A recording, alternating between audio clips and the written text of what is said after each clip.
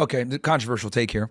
That's because women don't respect self-improvement, right? So with women, right, everything is given to them. Their beauty is given to them. Their value is given to them. I don't think so. That's fine. You can disagree. But the point is that women have dating on easy mode. They don't necessarily have to accomplish anything to get sexual access to men. She could be 18 years old, attractive, etc. Now, do women need to self-improve to the same level as men to get sexual access? Not at all. So with women, if a guy goes ahead and says, okay, I'm going to go ahead and go to Toastmasters, learn how to speak better. I'm going to go ahead and go to a dating boot camp and learn how to talk to women. They're going to look at that as awkward and strange because that's a foreign concept to women because men naturally come to them, but they don't even understand the privilege they have because privilege is invisible to those that have it. I don't think you're wrong completely, but I'll try this. Candace, how much time did you spend this morning getting ready for the show? 30 minutes. What about you? Quickly. 5 minutes. So I saw this funny post. There was a here's the thing. Her sexual access is contingent upon her looks. But that's why I'm saying mine or not. But I have to. So, real quick, when you said that beauty is given, I agree largely. Like women, some are just natural beauties, but there's this funny thread where women were talking about makeup and stuff. Some guy responded saying like, "What the is this?" And then the woman laughed, saying, "Guys really have no idea how much time they spend trying to look good."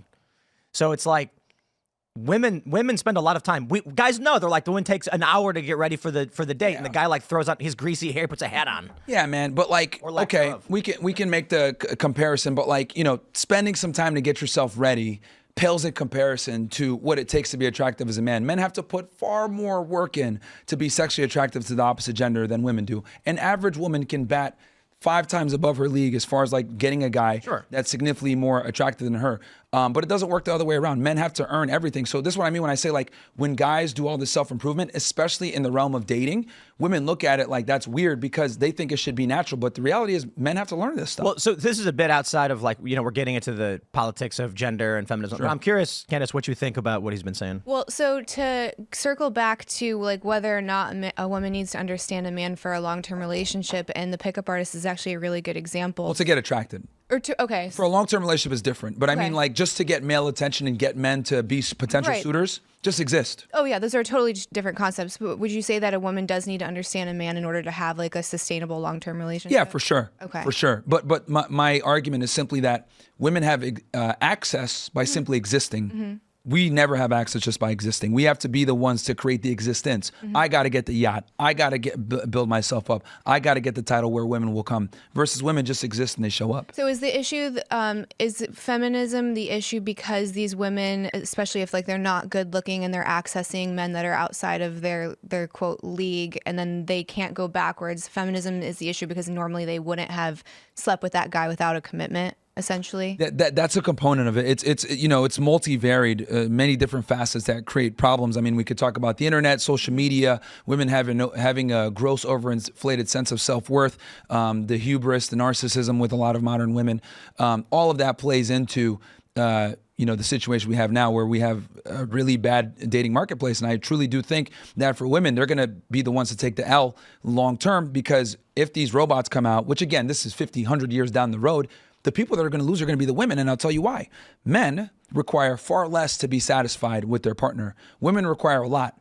Guy just gets some sexual access, makes some sandwiches, we'll be fine. But with you guys need attention, you need love, you need provisioning, you need to feel protected, you need all this emotional stimuli. A robot ain't going to give that to you. Only a man can. And to make it even harder, women have high standards nowadays. Not only does this guy have to have all these different traits to make himself attractive, he needs to like learn this stuff. So I think with women, what ends up happening is you guys become a victim of your high standards, especially nowadays. See, I think men need all of those things too.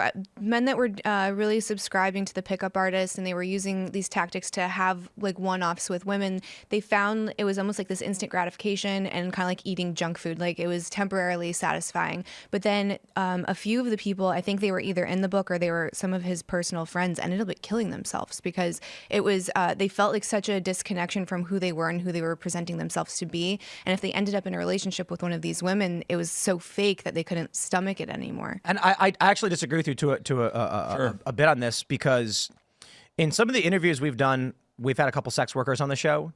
They actually talk about how a lot of guys want to talk.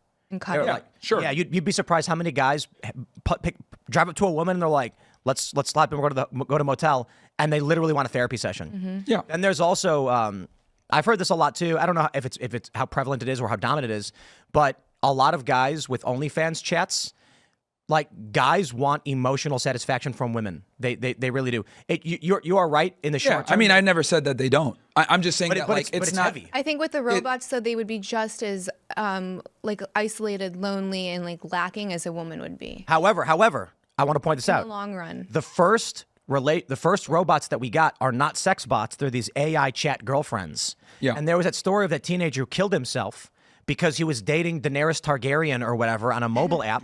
And then he was like, I wish I could be with you. And she responded, you can be. Come now, my love. And he says, I'm coming. And then he took his own life. Oh my Crazy. God. I was But using- real quick, my point is, the first thing we saw was not a mass marketplace for sex robots and ubiquity. Certainly, some of these things do exist.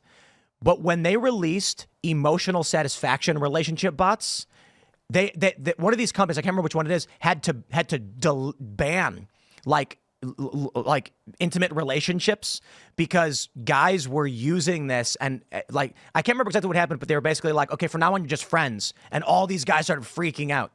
Guys were using this so that a woman on a chat bot would say things like, you're the best, you're so handsome, you're so good at what you do. You don't even need the relationship bot. I was using ChatGPT on the new version of voice, and I gave it a female voice. I was like, listen to all the female voices. I was like, which one puts me the most at ease to listen to? Okay, that tone. So I put her voice. And then I was just talking to her about quantum physics and asking questions. And then for like an hour, it was talking to me. And then when it was done, I was like, I miss her. Thanks for watching this clip from the Culture War podcast. We're live every Friday, 10 a.m. to noon, so subscribe and come hang out.